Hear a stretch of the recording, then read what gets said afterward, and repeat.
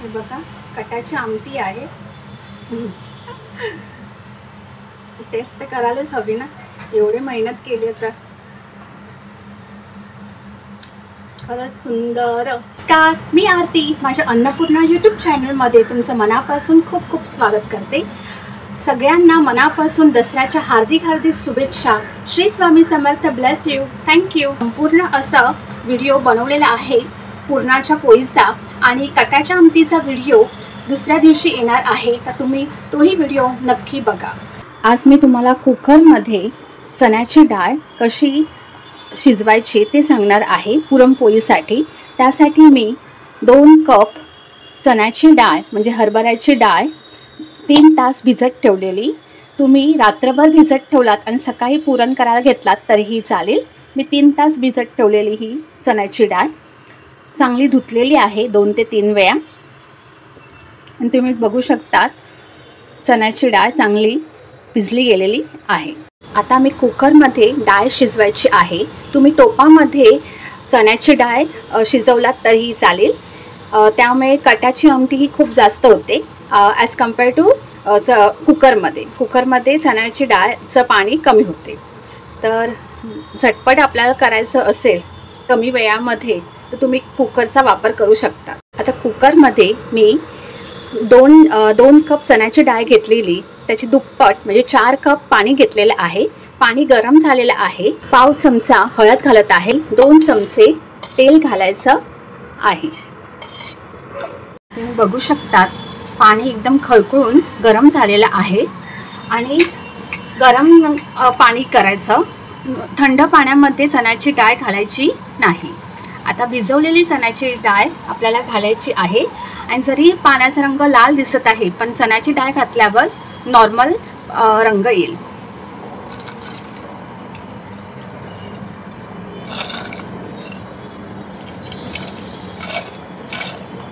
पाण्याला चांगली उकळी आलेली आहे.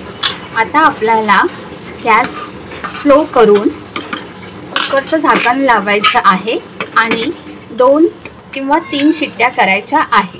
आता मी गॅसची फ्लेम स्लो करते आणि स्लो गॅसवर आपल्याला ही चण्याची डाळ चांगली शिजवून घ्यायची.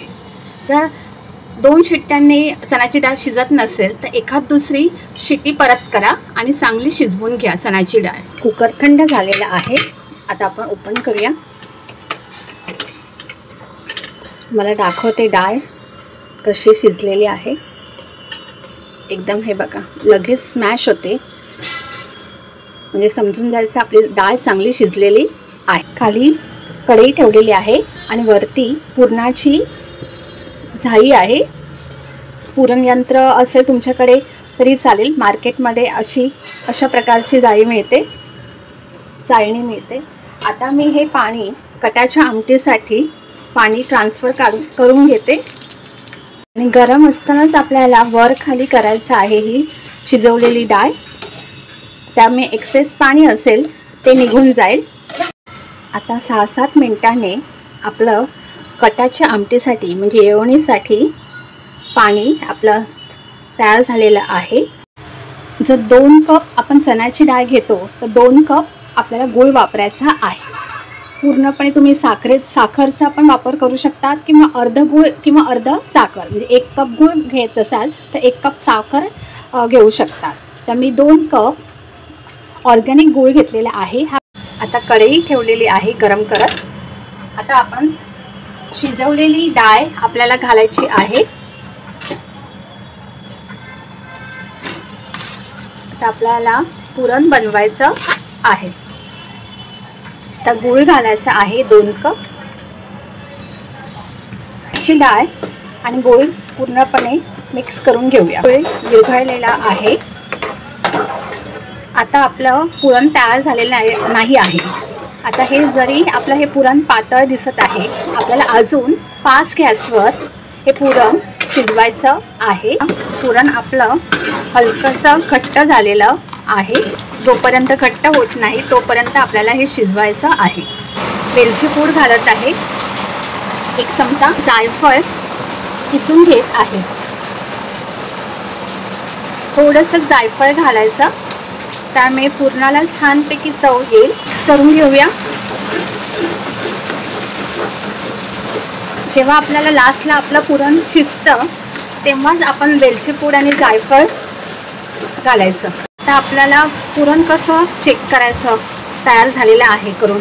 आता हा चमचा असा उभा राहिला तर समजून जायचं आपलं पुरण रेडी आहे. पण अजून पण हा चमचा पडत आहे तर अजून आपल्याला 1-8 मिनटं आपल्याला हे पुरण शिजवायचं आहे फास्ट गॅसवर.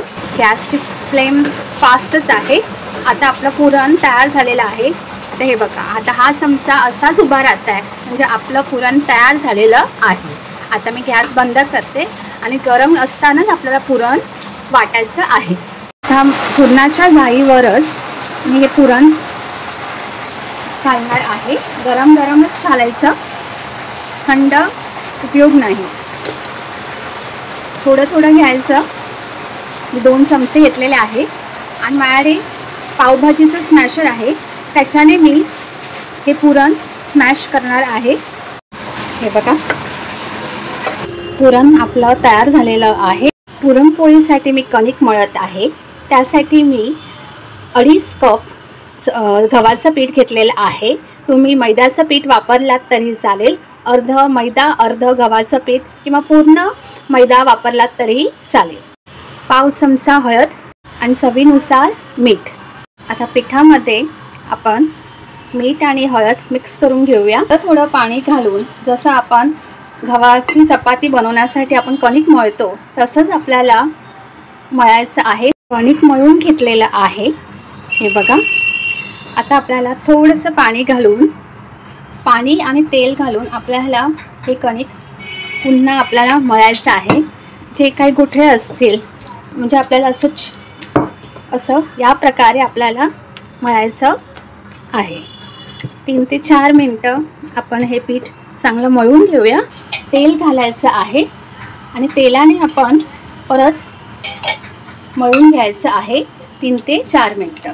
जर आपलं कणिक घट्ट असेल तर थोडंसं पाणी आणि थोडंसं तेल घालून चांगलं मळून घ्यायचं. एकदम छानपैकी मळून घेतलेलं आहे. आता आपल्याला परत पुन्हा आपल्याला तेल घालून 1 चमचा घालत आहे. आता मी 1 तास पुरणपोळीचं कणिक मुरवत ठेवणार आहे. 1 तास कणिक मळून ठेवलेलं ते छानपैकी हे बघा भिजलं गेलेलं आहे. आता पुन्हा मी हे पीठ मळून घेते. हे बघा आपण जेवढा गोळा घ्यायचा चपातीसाठी आपण गोळा घेतो कणिक तसं घ्यायचं आणि तांदळाची पिठी आपण घ्यायची. तांदळाच्या पिठाने आपल्या पोळ्या चांगल्या पटापट लाटता येतात. आता तांदळाच्या पिठामध्ये हा गोळा डिप करून घेते आणि आपल्याला अशी वाटी बनवायची आहे. तर वाटी बनवलेली आहे आणि तेवढाच मी पुरणाचा गोळा घेतलेला आहे. त्याच्याहून मोठा घेतला तरीही हरकत नाही. आता पुरण खाली घ्यायचं आणि पीठ वर घ्यायचं म्हणजे कणिक म्हणजे असं अगदी या प्रकारे आपल्याला प्रेस करायचं आहे. हे कणिक आपल्याला बंद करायचं आहे. जसं आपण आलू पराठ्याला आपण अगदी त्याच प्रकारे आपल्याला याचं तोंड बंद करायचं आहे. आता आपण एक्स्ट्रा कणिक आपण हे काढून घेऊया आणि ह्याचं तोंड बंद करूया. पण तांदळाच्या पिठामध्ये आपल्याला डीप करायचं आहे. आणि सर्वात महत्त्वाची टिप्स म्हणजे आपण जे पुरण भरलेलं आहे सर्वीकडून आपल्याला हे पुरण आपल्या बोटाने प्रेस करायचं आहे एकदम अलगद म्हणजे आपलं सगळीकडे पुरण आपलं एकसारखं लागेल. त्या हाताने पुरणपोळी लाटायची आहे एकदम हलक्या हाताने. जिथे वाटतं आपल्याला तांदळाची पिठी घालायची गरज आहे तर तिथे तुम्ही घालू शकता.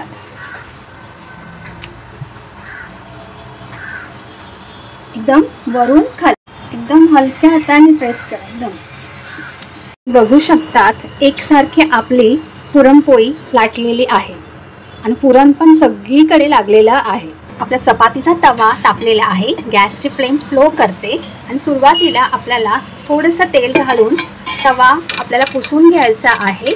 जेणेकरून चपाती किंवा पराठा किंवा पुरणपोळी चिटकणार नाही. आता मी लाटलेली पुरणपोळी घालत आहे. गॅसची फ्लेम फास्ट करत आहे. तुम्ही बघू शकता हलकेसे बबल्स आलेले आहेत. आता आपण पलटून घेऊया एकदम हलक्या हाताने आणि आपल्याला गॅस फास्टच ठेवायचा आहे. तूप किंवा तेल आपण साईडने घालायचं आहे. हे बघा, आता हलकंसं आपण प्रेस करूया. आता पलटून घेऊया अगदी अलगद. वरून पुन्हा तूप किंवा तेल वापरा.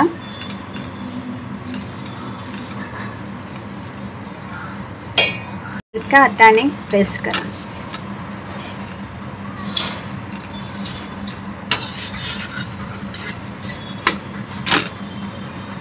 बघू शकतात मस्तपैकी आपली ही पुरणपोळी तयार झालेली आहे.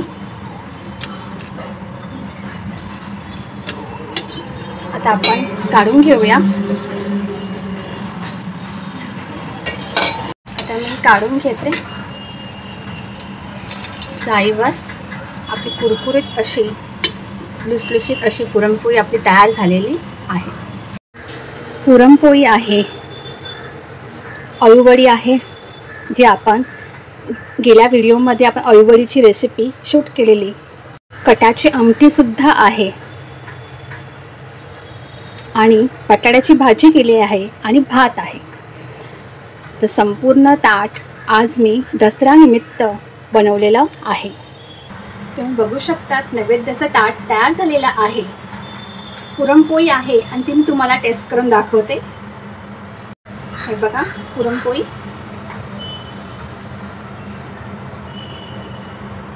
खरंच छान झाली आहे. आतमधलं पुरण एकदम परफेक्टली सगळीकडे गेलेलं आहे. गोडाचं प्रमाण पण एकदम परफेक्ट आहे.